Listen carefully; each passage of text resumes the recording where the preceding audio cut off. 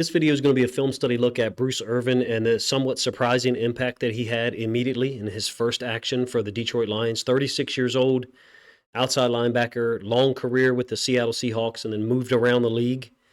Didn't play much, really, in the last 3 years in terms of overall games. No one signed him up to week 13, or I guess week 11 when the Lions did. It's easy to be negative, or probably was, when that signing occurred. Low risk, potentially low reward, maybe some would say, because you're not giving up draft picks to sign a guy who's out there as a free agent still in week 11. To be clear, I did not expect to see him come in and look this good in terms of the first sack that he gave. And unfortunately for Derek Carr, he put him out of the game. But nonetheless, two particular pass rush plays, Bruce Irvin is able to get home. I offer to you that that's been a rare occurrence for a Detroit Lions pass rusher in 2023, other than Aiden Hutchinson, meaning two plays in the same game where a pass rusher gets home and could have had a sack, or in the case of Irvin, the second play that I'll show you, he gets there a little bit late. Now, I will say this. If you look at his last two games played in 2022, it looks like the same guy that we saw on Sunday. After Sunday's game, Sunday night, I went back and I looked at some film from 2022, had to go download it from NFL.com, and he looked impressive. Week 18 against the Rams in 2022, played extremely well, had 1.5 sacks. I'll show you those two. I think it should be 2 sacks. Then in the wildcard game against the 49ers, impact early against the run and the pass. I will show you some of those plays because if you're a Lions fan, if you're watching this, you're probably a Lions fan, number one. Number two, it wasn't that long ago that Bruce Irvin was playing competitive football in the NFL. I wonder if he can continue to play like this. He had 3.5 sacks in 11 games last year for the Seahawks. I did have, I believe, 8.5 sacks in 2019. 2020 only played 2 games, and I believe in 2021 only played 6. So when you look at the stats, he didn't have many sacks in 20 and 21. There's a reason why. He didn't get on the field. Maybe it was injury. I have no idea. I just know that what we saw yesterday looked pretty damn good. And I think it's going to look like the film I'm going to show you here in a moment. But first, we'll take a look at the play that I think probably excited everyone that's a Lions fan. 3rd and 5. Third possession, and he's lined up here on the left. Clean win, if you ask me. Aiden Hutchinson getting pressure from the other side, but that's the idea, right? You want someone to win from one side and someone to get pressure from the other. Immediate impact. He's very decisive in his moves. To me, looks like the same guy that you're going to see film of here in a moment in terms of 2022. I like the swat, the two-handed swat that he comes up with. After the tackle gets full extension on him, gets a shot, he's able to counter it and keep on his path. Hutchinson, meanwhile, I think is spinning to the inside, so he's going to get some inside pressure. And then Irvin is able to win on the top side. You can see he's totally left the left tackle befuddled on the ground, ends up with a sack on his really first pass rush opportunity as a Detroit Lion. I'll let you watch it one more time. Hopefully you're as excited as I am. If the Lions can get someone to generate pressure from the other side, it'll go a long way towards helping the coverage out if they can organically get pressure by only rushing 4. Now, I did give a disclaimer early. I feel like I'm going to go outside the norm here and go back in time. He played well last year late in the season, and I'm going to intentionally show you some of these plays. Week 18 against Baker Mayfield and the Rams, 3rd and 2. This is what you want to see him be able to do. I think he plays through contact exceptionally well on this film. Only have 11 snaps of him on the field against the Saints. I do have 2 losses or later on in the game in terms of a pass rush, and I'll show you those in a moment. But you tell me what he looks like after you watch the sequence of plays. He plays well through contact, even at his age. He plays downhill. You guys probably hear me say that a lot. He's a guy who I think plays downhill. He's going to end up at point B starting from point A. Against the run, again, against the Rams and 49ers last year, late in the season, looked pretty damn good too. This is a 3rd and 1, third quarter. Now, the Rams did convert this on the very next play on a 4th and 1, or because this is a no gain. He's involved with Kobe Bryant in a tackle right at the line of scrimmage. Just an active football player. Are the Lions going to use him 35 snaps a game? No. This is the same game I just showed you a sack from in the second possession. This is late 3rd quarter, 35-year-old guy, still playing football. 1st and 10, by the way. Still playing football. I like the signing. If this is what he can give you, if injuries aren't a consistent problem for this guy, I never have watched a whole lot of Seahawks film other than Boye Mafe and Tariq Woolen last year.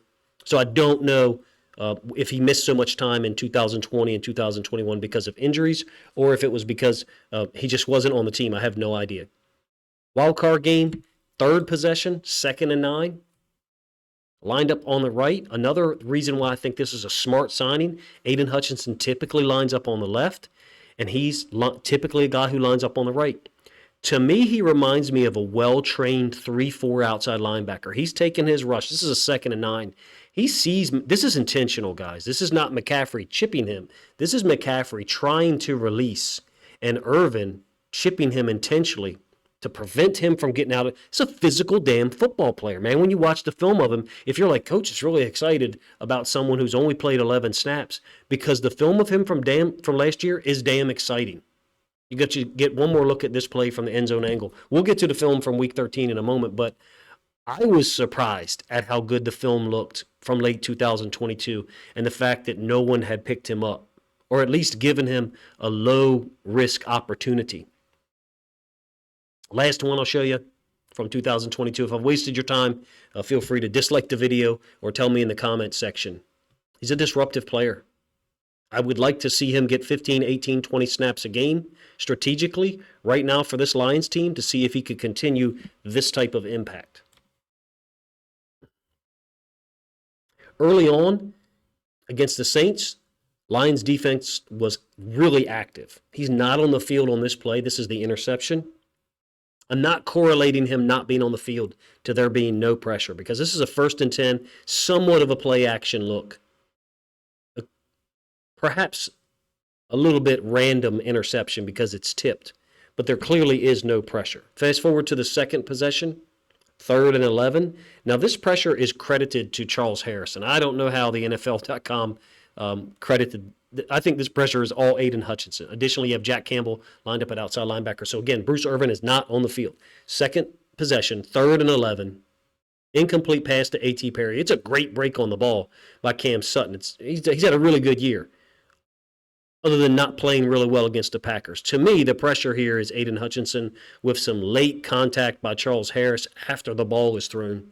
Same play, end zone angle, and then we'll show you his sack again and get to the personal foul that puts Derek Carr out of the game. It's very blurry for you guys, I'm sure, but that's Hutchinson making contact, and I believe that's Harris, who's 2.5 yards away.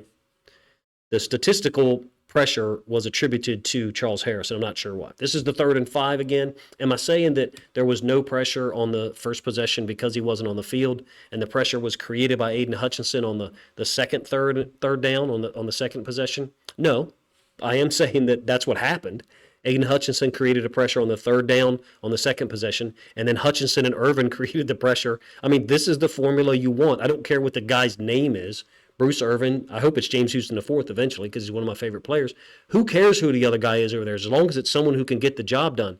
So far, Romeo Okwara, Charles Harris, Josh Pascal, who to me looks more like a 4-eye type of technique guy. He doesn't look like an edge rusher from the standpoint of a significant, consistent contribution against the pass. This guy looks like the best option they have besides Aiden Hutchinson.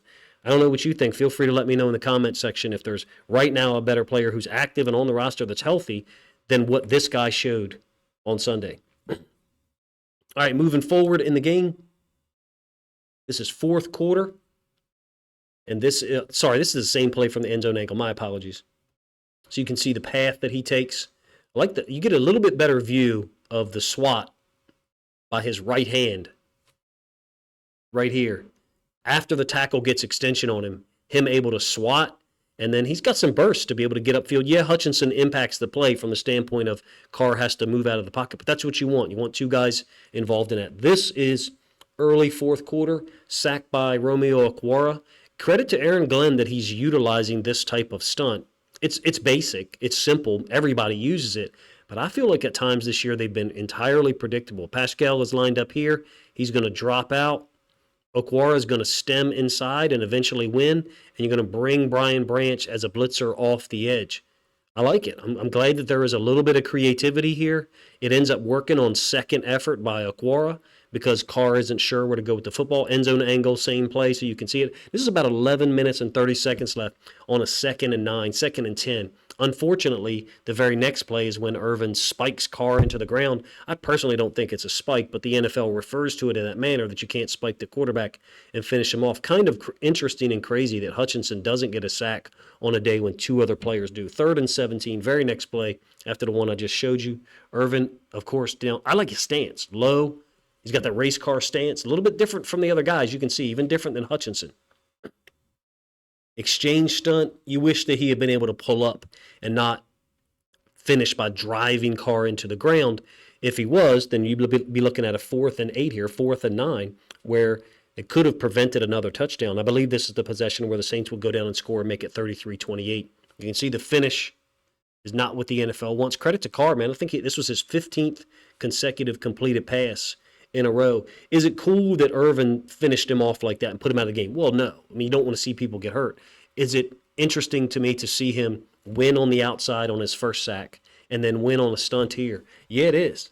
Who else has done this in the same game besides Aiden Hutchinson in 2023? Who else has been able to get pressure multiple times, get to the quarterback for a sack, or right as they're releasing the football? I don't know. You guys let me know who they are. Alex Anzalone's involved in quarterback pressures a lot. I'm talking about defensive ends, outside linebackers, nose tackles. Aleem McNeil, I'm absolving from this conversation. He's had a great year. He played like a warrior yesterday, twice going off the field for injury. So moving forward, this is going to be 2, I guess, losses that people would call them. Late 4th quarter, you can see Jameis Winston is in the game here. 3 minutes left. This is a 3rd and 6. Show you 2 plays in a row, 2 other rushes. Still really like the stance, like the get off. He kind of pops up here, tries the bull rush, kind of pops straight up a little bit out of that stance. Him and Hutchinson both trying to bull rush. Pass ends up being incomplete by Tracy Walker. Maybe a little bit of a hold by Tracy Walker before he came on the screen there from our end zone angle. Last one I'll show you, 4th and 6. If you're not as excited about Irvin potentially helping, feel free to let me know. Do I expect to have him get a sack every week? Well, no. Do I expect him to be someone that's used in pass rush situations? Yeah, absolutely. Look, last year, as a Ravens fan, we had Justin Houston have 9.5 sacks, play about 22, 23 snaps a game. Yes, Chris Olave's open and the ball could be put in a better place, no doubt. We had Justin Houston contribute greatly to our defense in getting sacks. Now, the sacks for the Ravens this year are created differently. They're not all organic sacks, meaning a 4-man rush. There's a lot of obfuscation. There's a lot of stunts used. So far, Aaron Glenn doesn't seem like a guy who typically does that. We did show you one, the blitz off the nickel side with Brian Branch and Josh Pascal dropping out into an underneath dropper. Man, I'm excited to see if Bruce Irvin can play 15, 18, 20 snaps a game in these pass rush situations. One of them, which I didn't talk about when he was on as a pass rusher, Aiden Hutchinson, was kicked inside. And Jack Campbell was used off the edge. As a matter of fact, I'm not sure I even showed that play. But Irvin is used on one side. Hutchinson is kicked inside, which they did a lot in week 1 against the Chiefs, I thought, and even week 2 against the Seahawks some, when James Houston was on that other side. I think the Lions need someone to win on the outside. Speed rush, whatever you want to call it. I call it winning to the top side, not an inside B-gap rush. From on the opposite side of Hutchinson, in order for them to feel comfortable with Hutchinson stepping down and playing that D-tackle position on 3rd down. That's somewhat of a too early observation because it's a very small sample size. Justin Houston only played, I think, 1.5 games early on, and now we've got Irvin for 11 snaps. I haven't seen Hutchinson lined up as a D-tackle as much since week 2 or week 3, to my memory. I believe he did have a sack in week 3 from that D-tackle position.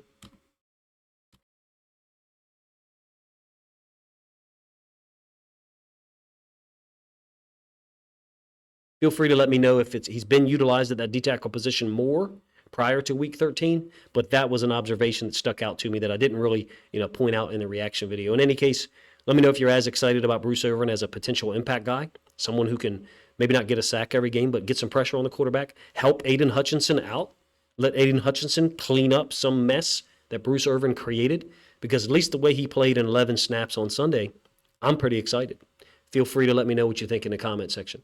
Do you think other Lions fans would enjoy this film study, this look at Bruce Irvin's play on Sunday with some added flavor thrown in from late film from late 2022 to hopefully provide some context, then please consider grabbing a link to this video, sharing it out on social media so other Lions fans can enjoy it as well.